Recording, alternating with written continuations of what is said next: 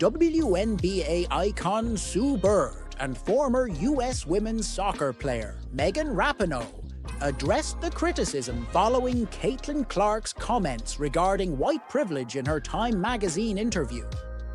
The Indiana Fever athlete discussed her perceived white privilege, stating that the WNBA has been founded on the contributions of black players. The more we can recognize, emphasize, and discuss that while encouraging brands and companies to support the players who have made this league exceptional, I believe it's crucial. Clark said during last week's interview, "I must persist in trying to affect change. Elevating black women is going to be something truly remarkable." Clark's comments led to considerable backlash on social media. On the latest episode of her podcast with Rapinoe, A Touch More, Bird remarked that the outrage surrounding the white privilege statements revealed something about her fanbase. This segment of her fanbase, which we have talked about previously, that is now appalled by her acknowledgement, shows they were never truly supportive of basketball, Bird stated. This simply highlights the existence of racial issues in this country. To me, that confirms it. And I think where I stand is that I would like to pose some questions. Bird then questioned whether there would have been similar outrage regarding the incidents Clark faced during her rookie season if she were black. "I firmly believe she deserves to be named Time Athlete of the Year," Bird added. "I believe she has earned it, and she recognizes I've done enough to earn this, which I concur with." She is also acknowledging her white privilege, and that reflects her experience. Something I have had to recognize in my own journey. I've won the championships. I've accomplished great things.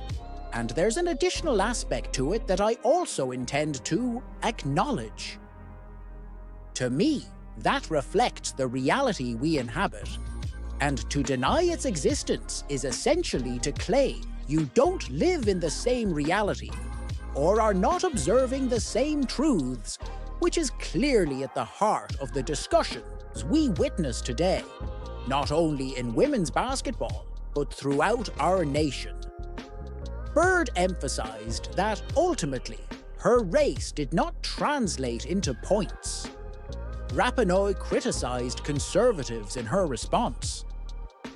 "I believe that what Caitlin articulated in her statements, or in the article, was a clear acknowledgement of her white privilege, and that is what has drawn so much criticism or backlash.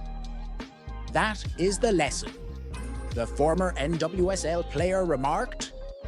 So, for conservative media to come after her now, they are simply revealing their true colors. If fans are distressed by her truthful remarks, it speaks volumes. However, the more one addresses the issue directly, the more defined one's position becomes, preventing any misinterpretation. This clarity eliminates ambiguity regarding your beliefs or position as a white athlete. You are claiming the space and shaping the narrative yourself. Another aspect that I'm consistently mindful of, and I wish for others to recognize too, is that whenever a positive story emerges in women's sports, the landscape is soon inundated with divisive narratives. It's essential for us to acknowledge that whenever something positive or even just any news arises in women's sports, it is swiftly overwhelmed by chaos and truly divisive stories. When athletes become the subject of narratives, we must consider when our voices are being utilized and how our statements are interpreted. Sports have an extraordinary capacity to excite, inspire, and at times frustrate us. They offer us captivating experiences, connect us with fellow fans, and impart lessons in perseverance, teamwork, and resilience. Above all, they bring joy into our lives, a sentiment that was strongly felt in 2024. This year in sports brought forth a plethora of joyful moments. Following 2 Olympics marred by strict COVID measures without fans and the closeness of family support, the Paris Games welcomed a joyous return. Stadiums buzzed with anticipation, athletes celebrated with their loved ones, and the exhilarating atmosphere of being part of such a grand event was undeniable. The Paris Olympics truly represented a victorious return. Moreover, the Games surpassed expectations. With increasing worries about the high costs associated with hosting the Olympics, Paris demonstrated that smaller, temporary venues could shine in captured moments. The beach volleyball arena, nestled beneath the iconic Eiffel Tower, became a standout feature, while events in the Grand Palais provided stunning visuals. The selection of easily accessible city centre locations made attending the Olympics feel more inclusive and welcoming. And let's not overlook the performances. Oh la la! Simone Biles further cemented her dominance in gymnastics by securing 3 more gold medals, reinforcing her status as the greatest athlete in the sport. Léon Marchand captured the crowd's enthusiasm in the pool, excelling in event after event, while Sydney McLaughlin-Levrone made headlines by smashing records. Once again, the US basketball teams displayed their superiority, reaffirming their gold standard position in the sport. The Olympics adeptly balanced the celebration of extraordinary talent while challenging athletes to exceed their limits. Meanwhile, the emphasis on women's sports reached an all-time high in 2024, characterized by record-breaking television ratings, impressive attendance numbers, and sponsors keen to participate in the movement. This thrilling development, though long anticipated, was remarkable to witness. Dedicated advocates for enhanced media representation and visibility, female athletes demonstrated this year that they could engage audiences when given the spotlight. The NCAA Women's Basketball Tournament outshone its male equivalent, with Caitlin Clark's Iowa team's exciting final against South Carolina attracting 9 million viewers, compared to the men's championship, which had 8 million. Clark, alongside rising stars like Angel Reese and Cameron Brink, brought their captivating NCAA performances to the WNBA, where 22 regular season games drew an average of over 1 million viewers. The finals, featuring the New York Liberty's triumph over the Minnesota Lynx, marked the highest ratings in 25 years, with every game fully sold out. The NWSL also exceeded expectations, reaching over 2 million in attendance for the first time in its 12-year existence. The Kansas City Current made history with a stadium uniquely built for a women's team. Excitement also spread to women's NCAA volleyball, which quickly became a must-see attraction, while 3 new professional leagues emerged, introducing a new wave of talent. Nelly Korda captivated fans with her triumphant victory in several tournaments, matching the legendary Nancy Lopez and Annika Sorenstam by winning 5 consecutive titles.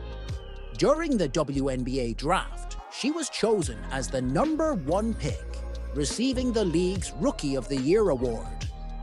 Through her star power, Clark has drawn a new audience into women's sports, particularly the WNBA, countering the belief that everybody watches women's sports was merely optimistic thinking.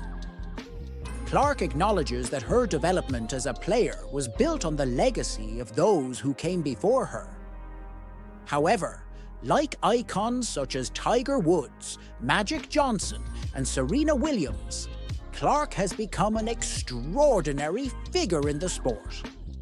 The brilliance of Simone Biles remains timeless. At the Paris Olympics, she secured 3 additional gold medals to her remarkable collection, achieving elite recognition as only the 3rd woman to win individual all-around titles at the Olympics twice, and the first to do so in non-consecutive games. She led the US women's team to yet another team title, and executed a vaulting technique deemed unprecedented in the sport.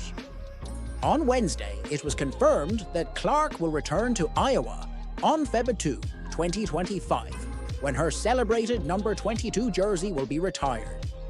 The date is, aptly, 2/2. It will also coincide with the Hawkeyes' significant matchup against visiting USC and sophomore sensation Juju Watkins. In a statement, Clark said, "I take immense pride in being a Hawkeye, and Iowa holds a significant place in my heart that extends beyond basketball. Receiving this honor and celebrating it with my family, friends, and alumni is incredibly meaningful to me.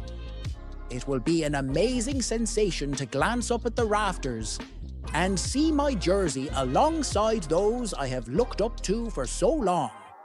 Throughout her career, her signature logo, 3-pointers, thrilling gameplay, and humility have captured the hearts of millions of fans, many of whom previously overlooked women's basketball.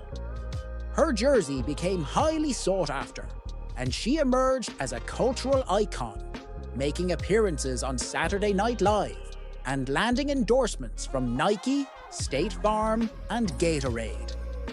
Her popularity is on the rise as she concluded her first WNBA season with the Indiana Fever and received the Rookie of the Year award.